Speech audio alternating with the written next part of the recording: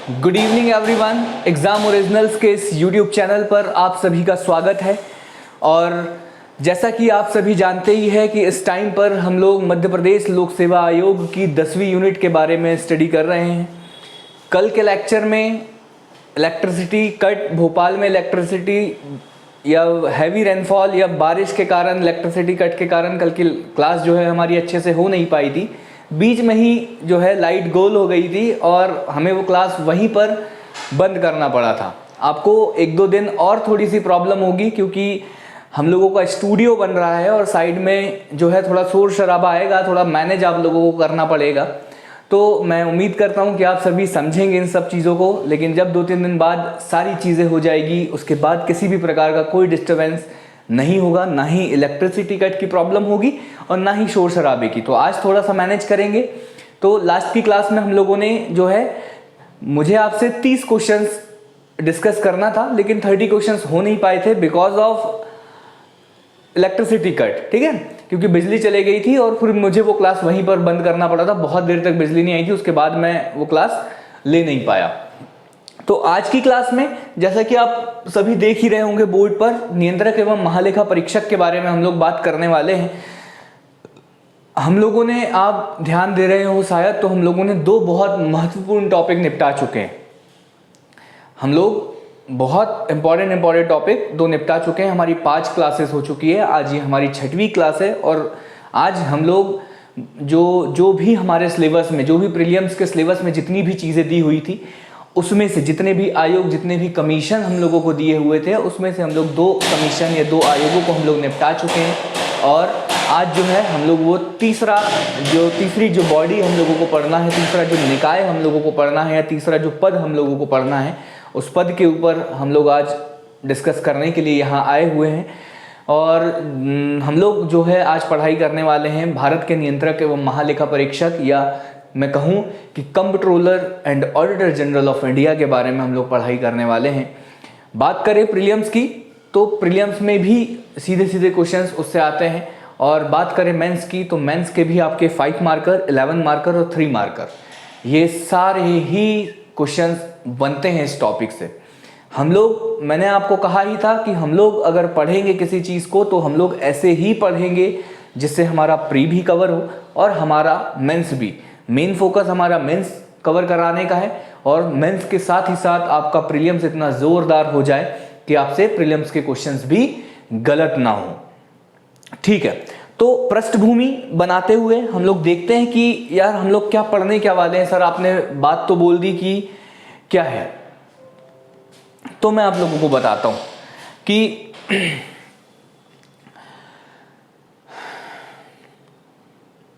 पहला पेज कहां गया, यही है। ठीक है, तो जैसा कि पृष्ठभूमि बनाने से पहले हम लोग अगर ये देखते हैं कि भारत क्या है, तो भारत एक लोकतांत्रिक गणराज्य है, एक लोकतांत्रिक देश है। भारत में जो व्यवस्था है वो लोकतंत्र की व्यवस्था है। और इस लोकतंत्र की व्यवस्था में जो चीज़ें हम लोगों को समझनी है वो ये कि देखिए, इसको हम लोग व्हाइट बोर्ड पर समझे कि लोकतंत्र की व्यवस्था में एक तो 2 चीज़ें आप समझिए कि लोकतंत्र की व्यवस्था में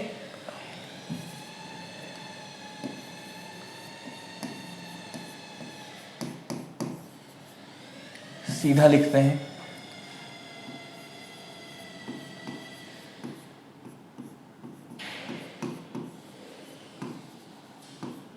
कार्यपालिका जो होती है वो विधायिका के प्रति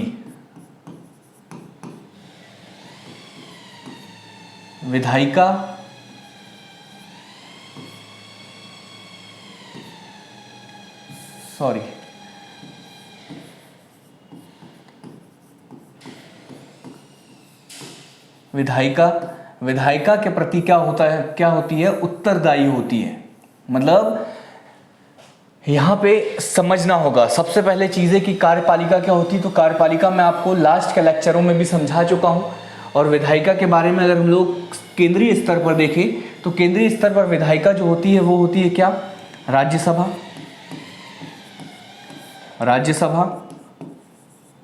और लोकसभा, इन दोनों का जो मिश्रण है उसको विधायिका कहा जाता है। तो क्या सर लोकसभा और राज्यसभा में बैठने वाले व्यक्ति भी विधायिका का अंग है? तो हाँ, जो लोकसभा और राज्यसभा में बैठने वाले जितने भी सांसद हैं वो भी विधायिका का अंग होते हैं। और अगर हम लोग कार्यपालिका को समझें तो कार्यपालिका में समस्त मंत्रिपरिषद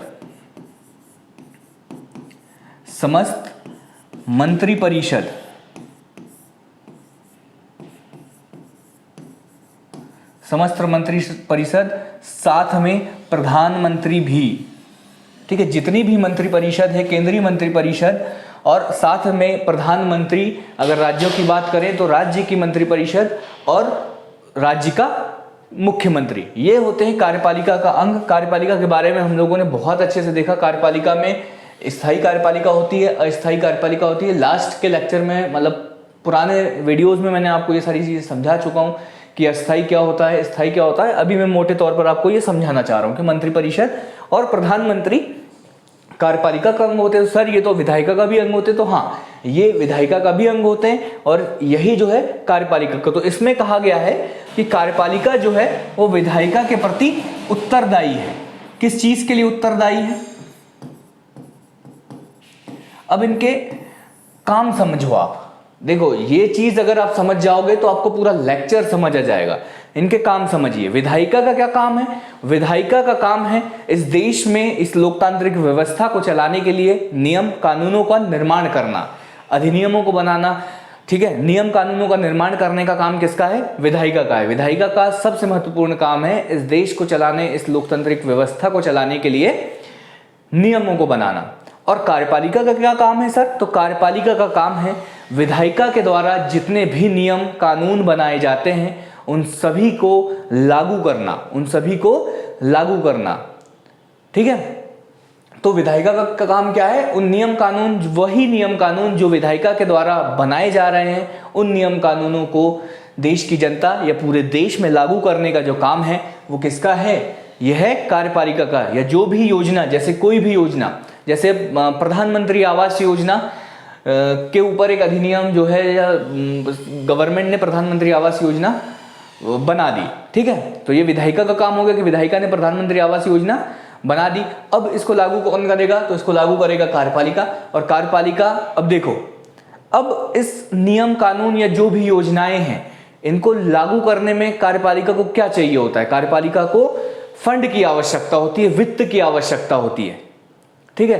तो जितनी भी योजनाएं हैं, जितने भी प्रकार के जो भी कार्य इस देश में चल रहे हैं, जो भी नियम कानून है, जो भी सारी चीजें हैं, इसको लागू करने के लिए फंड या वित्त की आवश्यकता होती है। और ये वित्त जो है वो कहाँ से आता है? तो ये वित्त जो आता है वो भारत की संचित निधि से आता है। भारत की संचित निधि, सब जब आप पॉलिटी पढ़ेंगे आपको बहुत अच्छे से समझ आ जाएगा कि संचित निधि क्या है, या जो भी, जैसे भारत का जितना भी धन होता है वो भारत की संचित निधि में रहता है। और यही संचित निधि से कार्यपालिका या मंत्रिपरिषद के पास ये धन जाता है। और मंत्रिपरिषद के जो लोग होते हैं वो इस धन को किस लोकहित में इस धन को खर्च करते हैं, योजनाओं में या जो भी सारी चीजें, इंफ्रास्ट्रक्चर डेवलपमेंट, ठीक है, इन सब चीजों में उनको खर्च करते हैं। तो सर खर्च करते हैं, लेकिन इसका हिसाब किताब कौन रखता है? तो आज हम उसी के बारे में पढ़ने वाले हैं कि जो भी धन कार्यपालिका के द्वारा इस देश में लोकहित के लिए खर्च किया जाता है, या जितना भी धन संचित निधि से निकलता है, या टैक्स के रूप में जितना भी धन देश की जनताओं से वापस संचित निधि में आता है, इन सभी का जो लेखा जोखा है, या इन सभी का जितना भी हिसाब किताब है, वह उस हिसाब किताब को रखने के लिए इस भारत के संविधान में एक अधिकारी की नियुक्ति की गई है। इस भारत के संविधान में एक अधिकारी के बारे में वर्णन किया गया है, और उस अधिकारी का जो नाम है वो क्या है? भारत का नियंत्रक एवं महालेखा परीक्षक, या हम बात करें कि comptroller and auditor general of India. आज का पूरा लेक्चर, आज का लेक्चर और आने वाला एक लेक्चर इसी बारे में डिस्कशन होने वाला है कि भारत का जो नियंत्रक एवं महालेखा परीक्षक क्या है, इस पद का कार्यकाल कितना है, इसकी नियुक्ति कौन करता है, इसके कार्य क्या क्या है, ये कौन कौन से कार्य करता है, इन सभी के बारे में। और देखेंगे कि किस किस प्रकार के इससे क्वेश्चंस बन सकते हैं। इसकी पृष्ठभूमि देखेंगे कि यह पद कब से आया, क्या ये हमें ब्रिटिश उपनिवेशक के रूप में मिला हम लोगों को, कि ब्रिटिश लोग यहाँ पर छोड़कर ये पद चले गए हैं, इन सारी चीज़ों के ऊपर हम लोग डिस्कशन करने वाले हैं कि इनका कार्यकाल क्या होता है, इसकी नियुक्ति शपथ कौन दिलाता है, अगर वो अपना पद छोड़ना चाहता है तो वो इस्तीफा किसको देगा, ये सारी चीज़ों के बारे में, हर चीज़ के बारे में बहुत अच्छे से डिस्कशन करने वाले हैं। आप लोग तैयार हो जाइए, ठीक है। हम लोग जस्ट स्टार्ट ही करते हैं, लेकिन बीच में जो मैं आप लोगों से कहना चाहता हूं कि अगर आप लोगों को सच में लगता है कि हम लोग आप लोगों के लिए कुछ अच्छा कर रहे हैं, हम लोग कुछ नॉलेज की बातें आप लोगों से डिस्कस कर रहे हैं, या आप लोग हमारा आपकी स्टडी में अगर 1% भी हम लोगों का अगर कुछ योगदान है, या इस वीडियो का अगर आप लोगों को योगदान लगता है, तो आप लोग इस वीडियो को लाइक करिएगा, कमेंट करिएगा और अपने दोस्तों से भी शेयर करिएगा अगर आपको लगता है कि आपके दोस्त को भी यह वीडियो देखना चाहिए, क्योंकि इन सब चीज़ों से हम लोगों को मोटिवेशन मिलेगा और आने वाले दिनों में हम बहुत ज़्यादा इम्प्रूवमेंट करने वाले हैं, आप लोगों के लिए बहुत अच्छी स्टडी लेकर आने वाले हैं। तो ठीक है, लाइक करना है, कमेंट करना है और शेयर भी करना है, ठीक है। तो स्टार्ट करते हैं आज का लेक्चर, जो क्या है, जो है भारत का नियंत्रक एवं महालेखा परीक्षक। इसके बारे में हम लोग आज के इस पूरे लेक्चर में डिस्कशन करने वाले हैं।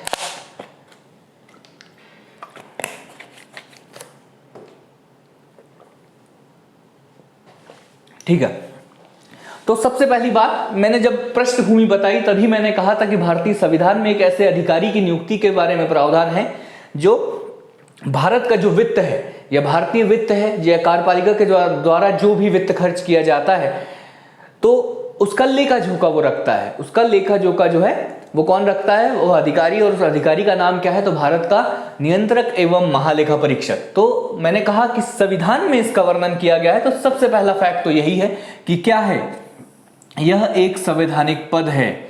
जितने चाहे उतने स्टार लगा लो दोस्त, मना नहीं करूंगा मैं। किसी का नाम आपको सुनने में अच्छा लगता है तो उसका नाम आप यहां पर लिख दो, ठीक है, ठीक है। तो यहां पर यह एक संवैधानिक पद है, सबसे पहली बात, पहला फैक्ट। दूसरा, जिसका जो वर्णन है भारतीय संविधान के अनुच्छेद 148 में किया गया है। इसको बताने से पहले मैं आप लोगों को बता दूं कि भारतीय संविधान के अनुच्छेद और भी है, हम लोग आगे देखेंगे ही, उसकी कोई बात नहीं है, लेकिन आप देख लो कि भारतीय संविधान का भाग 5 अनुच्छेद कहां से कहां तक, अनुच्छेद 148 से लेकर 151,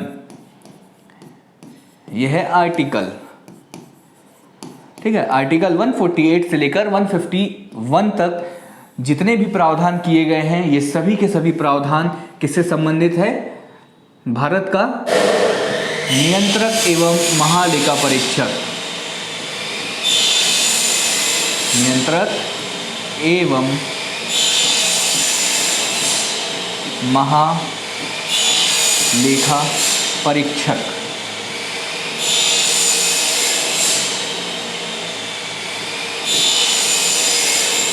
नियंत्रक एवं महालेखा परीक्षक, या इंग्लिश में अगर मैं उनको कहूं तो कंप्ट्रोलर, इंग्लिश में अगर मैं कहूं तो comptroller and auditor general of India, या बोलचाल की भाषा में अगर आप जानोगे तो कैग। तो कैग के संबंध में स्लाइड में क्या याद रखना है आपको, स्लाइड में आपको याद रखना है कि भाग 5 में इसका वर्णन है, भारतीय संविधान के भाग 5 में। 2 सेकंड रुक जाते, थोड़ा शोर हो रहा है, ठीक है।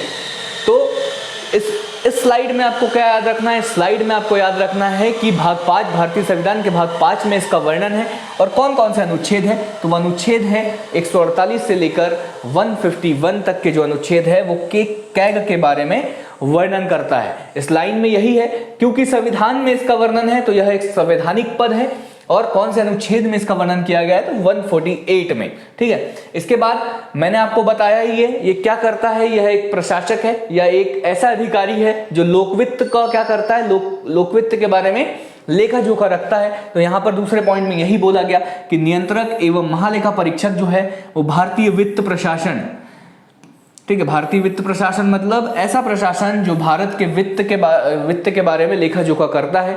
इस वित्त प्रशासन में सर्वाधिक महत्वपूर्ण पदों में से एक है, ठीक है, सर्वाधिक महत्वपूर्ण पद इसे माना गया है। इसके बाद अगर हम लोग देखें कि भारत, इसका काम क्या है, क्या काम है, तो भारत की संपूर्ण वित्तीय व्यवस्था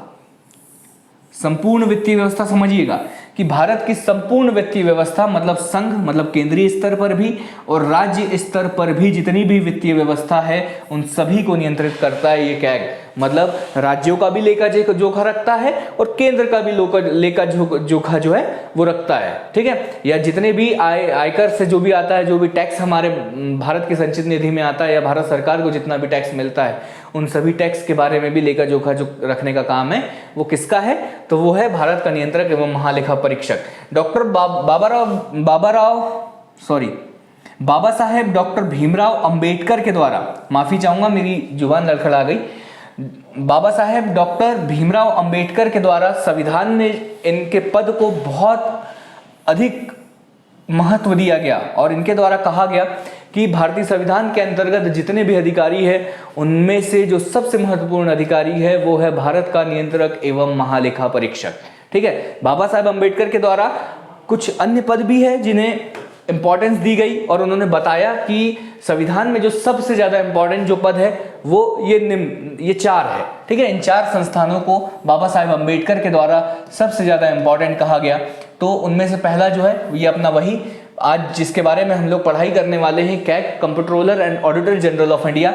दूसरा उन्होंने कहा कि जो यूपीएससी है ये भी बहुत ज्यादा इंपॉर्टेंट है, इसके बारे में भी हम लोग आने वाली क्लासेस में डिस्कस करने वाले हैं, ठीक है। तो यूपीएससी क्या करता है, यूपीएससी क्या करता है, एक प्रशासक के तौर पर या अधिकारी, ठीक है, या लोक सेवक भारत सरकार को देता है या उनकी नियुक्ति करता है, ठीक। तो यूपीएससी बहुत ज्यादा इंपॉर्टेंट, इस देश के नागरिकों को न्याय देने के लिए उच्चतम न्यायालय की महत्वता को बाबा साहेब भीमराव अंबेडकर ने समझा और उन्होंने कहा कि उच्चतम न्यायालय इस देश में भी बहुत ज़्यादा इंपॉर्टेंस रखता है। और दूसरा चीज़ जो लोकतंत्र का सबसे महत्वपूर्ण अंग माना जाता है चुनाव, और उस चुनाव को कराने के लिए निर्वाचन आयोग को बाबा साहेब भीमराव अंबेडकर ने इंपॉर्टेंट माना है। तो कौन कौन सी वो 4 संस्थाएं, वो 4 संस्थाएं कैग, यूपीएससी, निर्वाचन आयोग और जो चौथा है वो है उच्चतम न्यायालय, ठीक है। ये मोटे मोटे तौर पर आप लोगों को याद रख लेना है, ठीक है।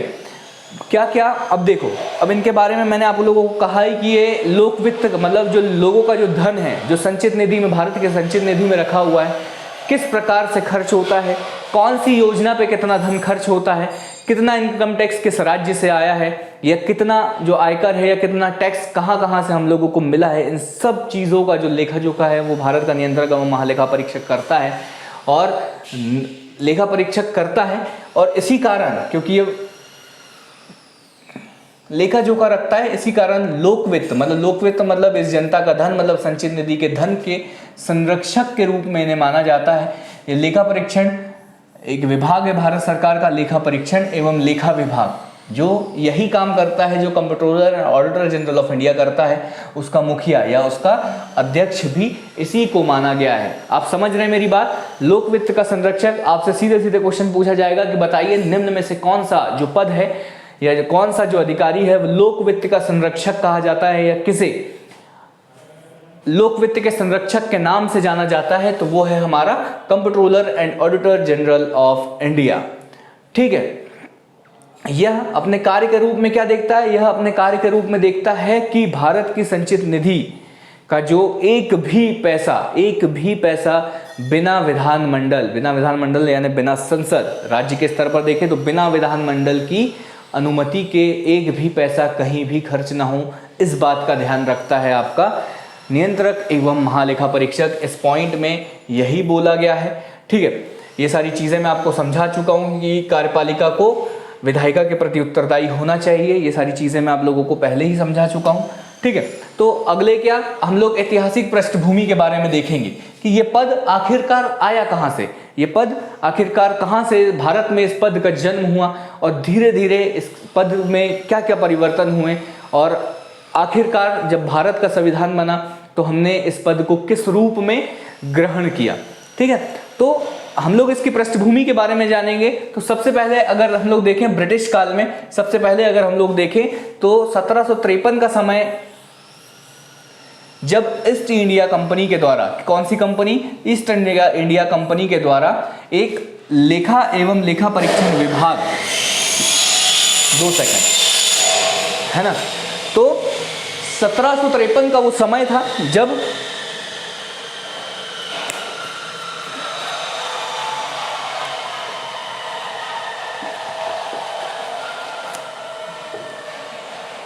ठीक है, तो ऐतिहासिक पृष्ठभूमि में अगर सबसे पहले अगर हम लोग देखें तो 1753 का वो समय था, और 1753 के समय में ईस्ट इंडिया कंपनी या ECI आप लिख लो, EIC sorry EIC east India company के द्वारा क्या किया गया था, 1753 में एक पद की स्थापना, एक पद का गठन किया, जिस पद का नाम क्या था, लेखा एवं लेखा परीक्षण विभाग। और इसका काम भी क्या था कि जितनी भी ईस्ट इंडिया कंपनी के पास आय और व्यय हो रहा, मतलब जितनी इनकम आ रही है और जितना खर्च हो रहा है, इस चीज का परीक्षण और नियंत्रण करने के काम के लिए एक विभाग का जो है गठन किया।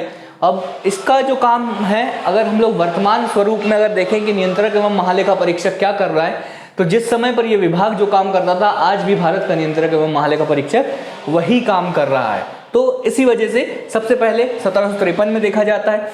उसके बाद 1857 की क्रांति जब होती है, तो उसके बाद जो है लॉर्ड कैनिंग के द्वारा, उस समय 1857 में लॉर्ड कैनिंग के द्वारा, ये याद रखिएगा, लॉर्ड कैनिंग के द्वारा, देखिए जब ब्रिटिश उपनिवेश में मुंबई, कोलकाता और मद्रास, ये 3 महानगर हुआ करते थे जो बहुत इंपॉर्टेंट हुआ करते थे कि ठीक है, क्योंकि यहीं से जो है वो भारत के सामान का आयात और निर्यात होता था।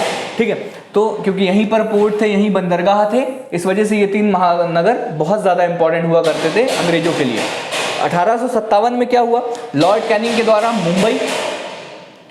मुंबई, कोलकाता और मद्रास में महालेखा परीक्षक पद का सृजन किया। महालेखा परीक्षक, अब यह भी वही है कि जो ईस्ट इंडिया कंपनी है या जो ईस्ट इंडिया कंपनी है, इसके पास जितना भी धन आ रहा है, इसका लेखा जोखा रखने के लिए 3 जो महानगर थे, उन 3 महानगरों में एक पद सृजित किया, एक अधिकारी की नियुक्ति करी, और इसका काम भी वही था, क्या, आय और व्यय का परीक्षण करना, यही काम था।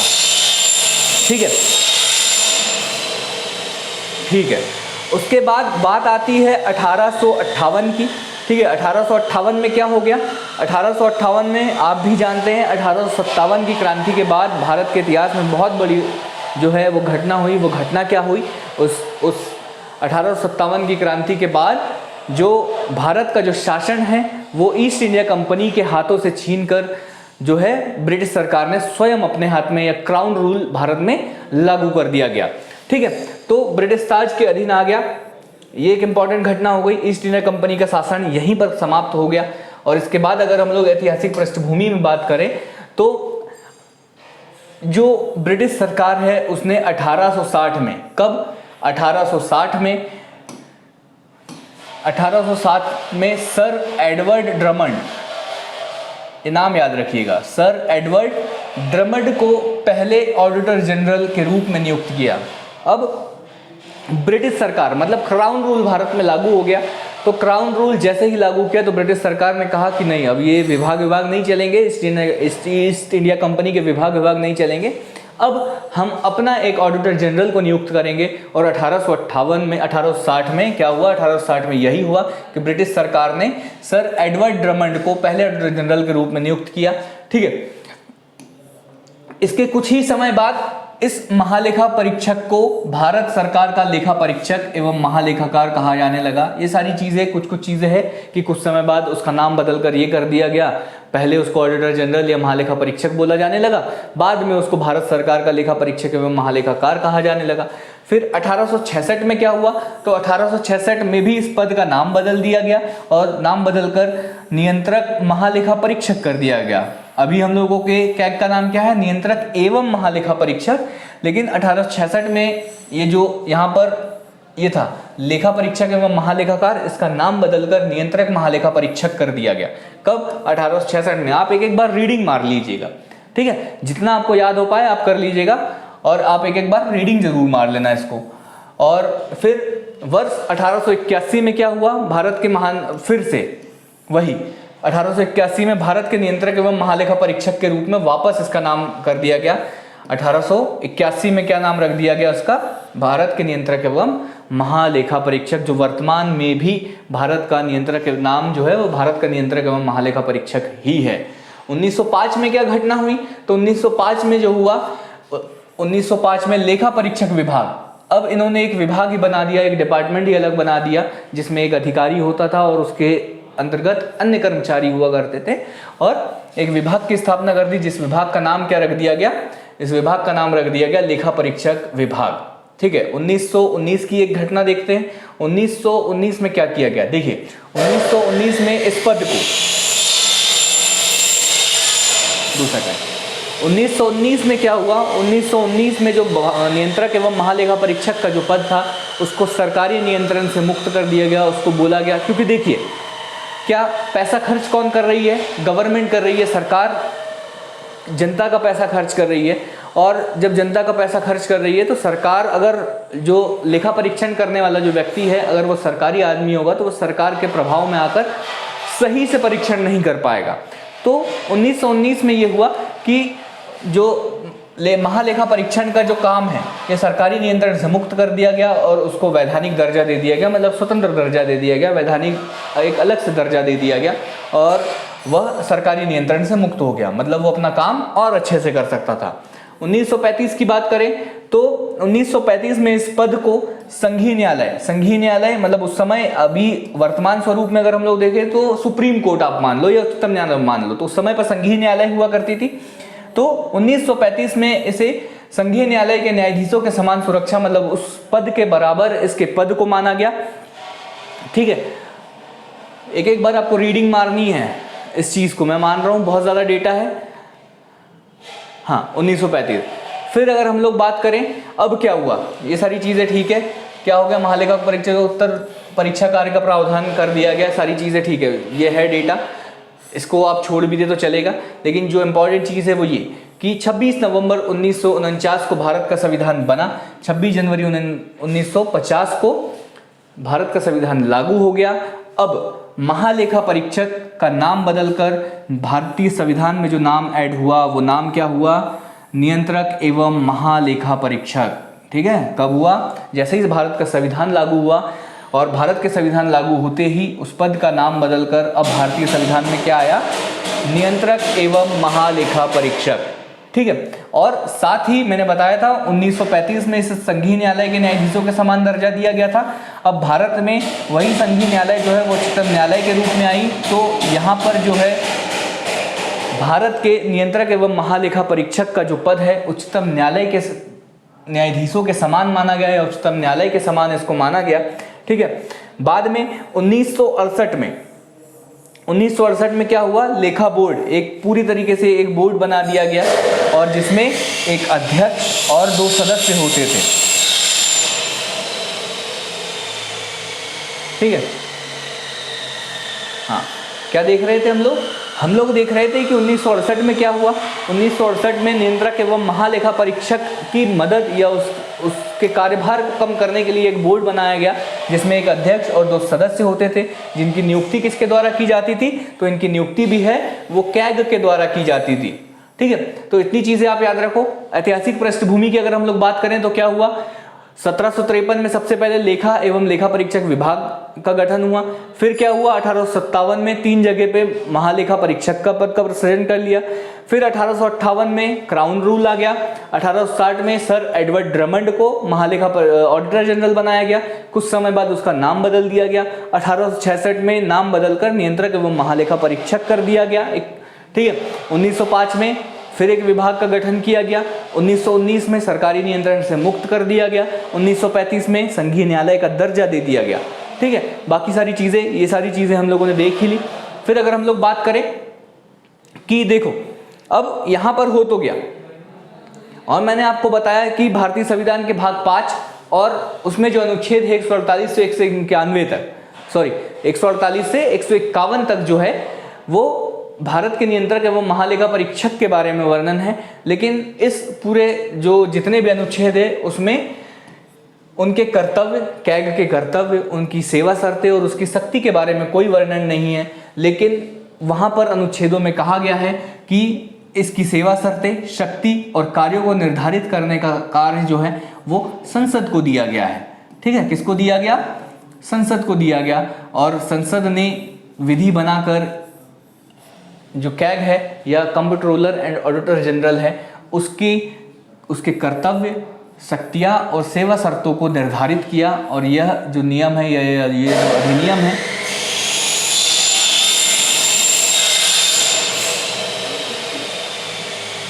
बहुत ज़्यादा शोर शराबा हो रहा है, मतलब बिल्कुल साइड में काम चल रहा है, तो इस वजह से थोड़ा डिस्टर्बेंस चल रहा है, लेकिन ठीक है, थोड़ा हम लोग मैनेज करेंगे।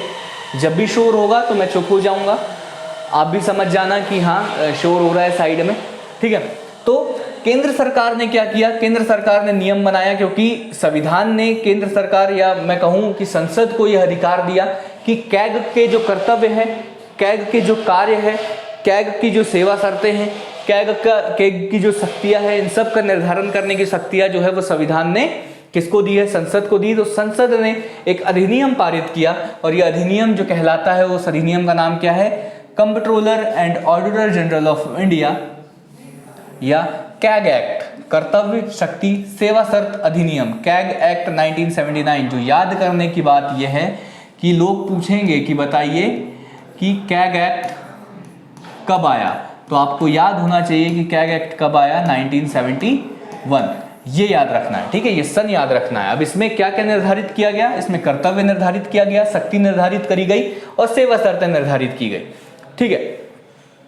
इस अधिनियम के तहत कैग को केंद्र और राज्य सरकार के लेखा एवं लेखा परीक्षण दोनों की जिम्मेदारी। अब देखो, मैंने बोला है ना आपको कि उसको बताया गया, इस एक्ट के तहत कैग को बताया गया कि आपको क्या क्या काम करना है।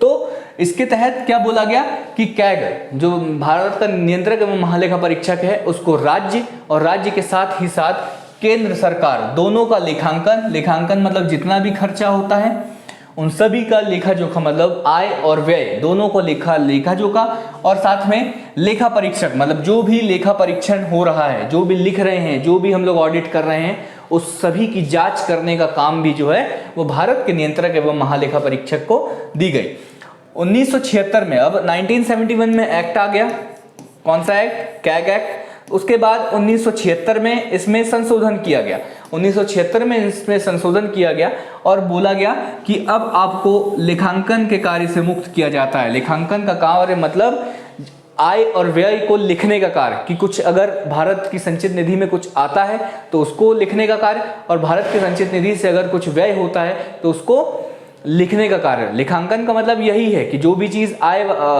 आ रही है या जो चीज खर्च हो रहा है उसका लिखना।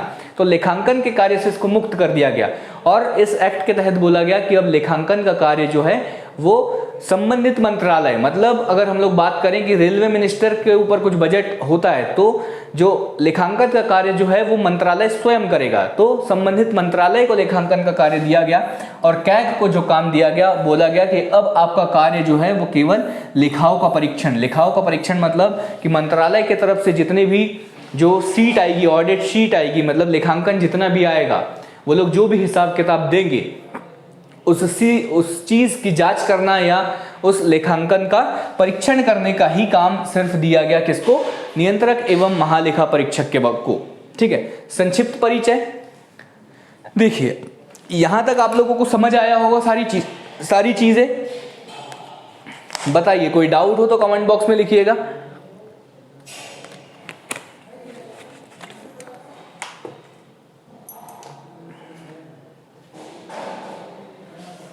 संक्षिप्त परिचय, सारी चीजें मैं ऑलरेडी समझा ही चुका हूं। इस पद की पृष्ठभूमि में आप लोगों के लिए बना चुका हूं। यह पद क्या होता है मैं बहुत आसान भाषा में समझा चुका हूं। इसका काम क्या होता है यह भी मैं बहुत आसान भाषा में समझा चुका हूं।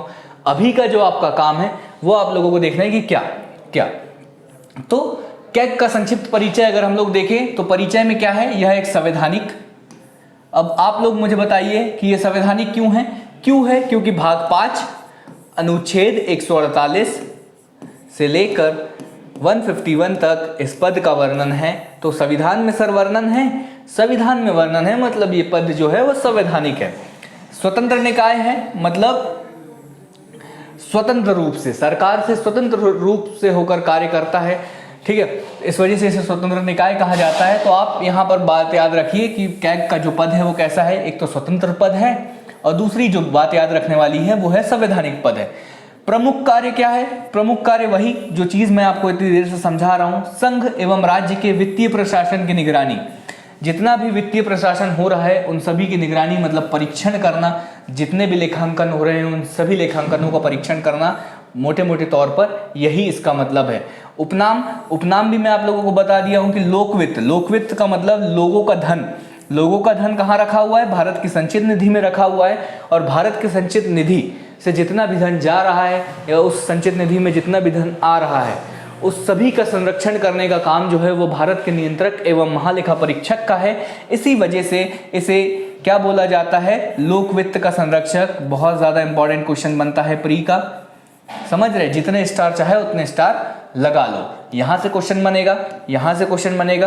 पद का सृजन, अब देखिए भारत के नियंत्रक एवं महालेखा परीक्षक का पद है वो 1858 में हो गया था। कब? जब लॉर्ड कैनिंग के द्वारा बना दिया गया था इस पद को।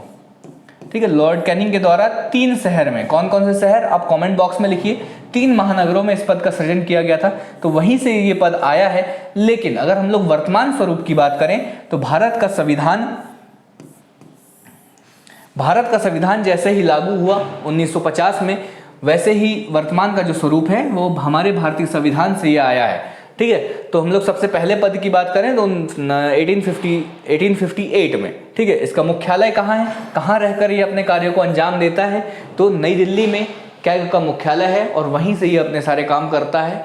सारी चीज़ें बहुत अच्छे से देखेंगे, लेकिन उससे पहले इतनी देर से सर आप बता रहे हो कि क्या क्या है, कौन कौन से अनुच्छेद है, कौन सा भाग है और कहाँ कहाँ क्या क्या इसका वर्णन किया हुआ है, तो इन सब चीज़ों के बारे में डिस्कशन करते हैं। स्टार्टिंग क्लास में ही बताया कौन सा भाग? भारतीय संविधान का भाग 5। भाग 5 में क्या है? संघ की कार्यपालिका। कौन सा भाग? 5। इस भाग 5 में क्या है? संघ की कार्यपालिका। ठीक है, संघ की कार्यपालिका। और इस भाग 5 का जो है अनुच्छेद 148 से लेकर 151, बार बार बता रहा हूं, हर बार बोर्ड पर लिख रहा हूं, मेरे हाथ दुख रहे लेकिन मैं फिर भी लिख रहा हूं। क्यों बताइए? क्यों लिख रहा हूं? इसलिए लिख रहा हूं ताकि अब बार बार उस चीज़ को देखो तो आपको बार बार याद हो।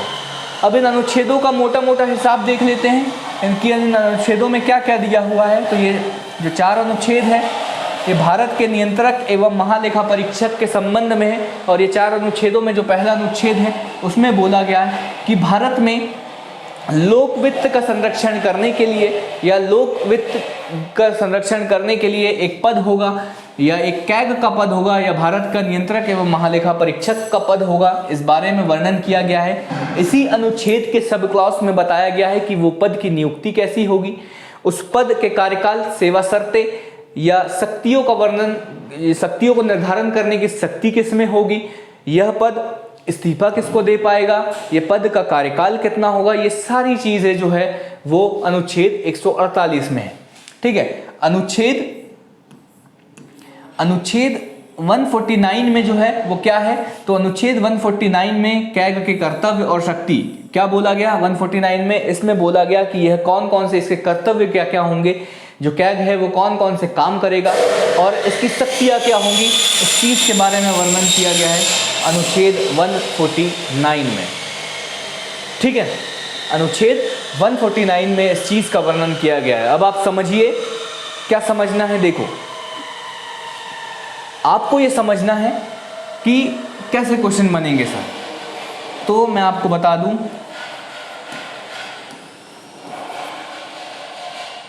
MPPSC प्री 2020,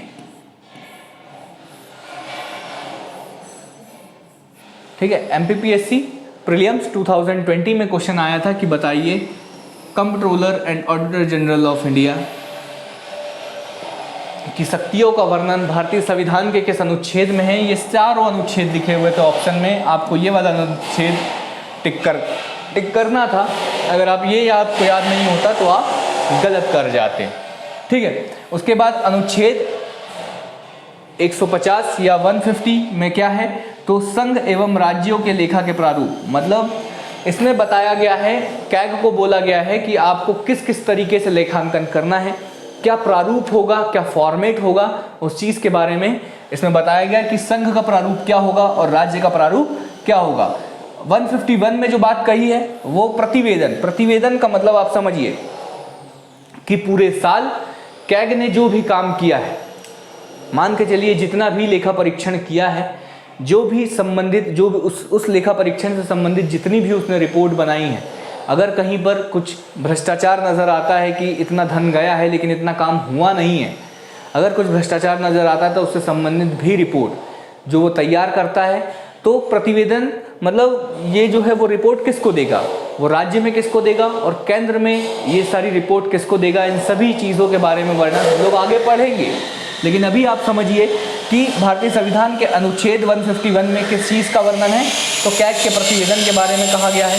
150 में भारतीय संविधान के अनुच्छेद 150 में क्या है, लेखा प्रारूप के बारे में वर्णन किया गया है। और कर्तव्य शक्ति, मैंने एमपीपीएससी का प्री का क्वेश्चन आप लोगों को बता दिया हूँ, 148 में कैग का प्रावधान किया गया है। ठीक है, अब देखिए यहाँ पर हम लोग बात करें, मैंने ये चीज़ भी आपको समझा दिया हूँ, क्या समझाया हूँ कि संविधान में कैग की योग्यता, कार्यकाल, वेतन एवं सेवा शर्तें, कर्तव्य और शक्तियों, ठीक है, जो ये अनुच्छेद हमने देखा, देखो ये अनुच्छेद जो हमने देखा जिसमें कैग के कर्तव्य और शक्तियों के बारे में बोला गया, इस अनुच्छेद में यही लिखा गया है कि कैग के कर्तव्य और शक्तियों को निर्धारण करने की जो शक्ति है वो संसद में निहित है। मतलब ये शक्ति जो है संविधान के द्वारा संसद को दी जाती है। संसद जिस प्रकार की शक्तियाँ, जिस प्रकार के कर्तव्य का निर्धारण कैग के लिए करेंगे, कैग जो है उसी प्रकार के कर्तव्यों को, उसी प्रकार के कर्तव्य या उसी प्रकार शक्तियों को धारण करेगा। ठीक है, ये बात बोली गई। और यही जो मैं बोल रहा हूं कि इसका उल्लेख संविधान में नहीं है, लेकिन इसकी जो शक्ति है, इस तय करने का जो कानून, इन शक्तियों को तय करने का जो अधिकार है वो किसको दिया है, तो वो अधिकार जो है वो संसद को दिया है। और संसद ने इस संबंध में नियम बनाया, मैंने बताया आपको कौन सा नियम बनाया, एक एक्ट बनाया। कौन सा एक्ट, समझिए कौन सा एक्ट, कैग एक्ट 1971, और इसमें सब कुछ निर्धारित कर दिया गया। ठीक है, कैग एक्ट 1971 बनाया, और ये सारी चीज़ें बार बार वही आ रहा है, सारी चीज़ें बार बार आ रही है। ठीक है, तो अगर हम लोग देखें तो मोटे मोटे तौर पर हम लोगों ने पृष्ठभूमि जान ली, अनुच्छेदों में क्या क्या है, सारी चीज़ें हम लोगों ने समझी। मैक्सिमम मैं उम्मीद करता हूँ कि आज बहुत ज़्यादा शोर शराबा भी हो रहा है, थोड़ा आप लोगों को डिस्टर्ब हो रहा होगा, लेकिन हम लोगों ने क्या क्या जान लिया, हम लोगों ने कैग की पृष्ठभूमि जान ली, कैग से संबंधित अनुच्छेद, 4 अनुच्छेदों को जान लिया। पृष्ठभूमि में ऐतिहासिक पृष्ठभूमि हम लोगों ने जान ली कि कहाँ से ये पद आया, मुख्यतः ये क्या काम करता है, इतनी सारी चीज़ें जान ली। देखिए आज का लेक्चर हम लोगों को यहीं समाप्त करना पड़ेगा। इसके बाद अगर हम लोग देखें कि इसके बाद हम लोग क्या पढ़ने वाले हैं, तो किस प्रकार से इस पद का गठन, मतलब कौन इस पद की नियुक्ति करता है, कैसे इसके कार्यकाल होंगे, अनुच्छेद 148 के जो सब क्लॉसेज है जिसमें हर चीज़ दी हुई है कि नियुक्ति, शपथ कौन दिलवाएगा, सेवा शर्त किस प्रकार की होंगे, कार्य कैसे होंगे, इन सारी चीज़ों के बारे में डिस्कशन है। तो उसके बारे में बहुत अच्छे से हम लोग डिस्कशन करेंगे। उसके बाद देखेंगे कि भारत के कौन कौन से कैग हैं, किस प्रकार से भारत का कैग जो है वो ब्रिटेन के कैग से भिन्न है, जो सारी चीज़ें हैं। ठीक है, तो आने वाले लेक्चर में हम उस पूरे जो है वो भारत के नियंत्रक एवं महालेखा परीक्षक को हम लोग पूरी तरीके से बहुत डिटेल में स्टडी करके ख़त्म कर देंगे। आज के लिए बस इतना ही। ठीक है, आज के लेक्चर यहीं तक रहेगा। इसके बाद का जो डिस्कशन है वो हम लोग अगले लेक्चर में करेंगे। ठीक है, हम लोगों के साथ बने रहने के लिए आप लोगों का बहुत बहुत धन्यवाद। आपको अगर हम लोगों का लेक्चर अच्छा लगता है तो प्लीज़ लाइक करिए, कमेंट करिए, जो भी डाउट्स है आप लोगों के आप हमें भेजिए। ठीक है, बाकी सारी चीज़ें हमें फॉलो करिए, इंस्टाग्राम पर फॉलो करिए, हमारा टेलीग्राम ग्रुप आप लोग ज्वाइन करिए। ये सारी जो PDF है आप लोगों को टेलीग्राम ग्रुप पर हम लोगों को मिल जाएगी। और जो भी डाउट है, हम लोगों के कम्युनिकेशन का जो तरीका है आप जानते ही है कि हम लोग कमेंट के थ्रू बात करते हैं। आपका कमेंट अगर अच्छा होगा, आपका कमेंट, आपका आंसर सही होगा तो मैं लाइक कर दूंगा वहीं पर जाकर। ठीक है, तो आज के लिए मैं आप लोगों से विदा लेता हूँ। बहुत बहुत धन्यवाद, बहुत बहुत धन्यवाद।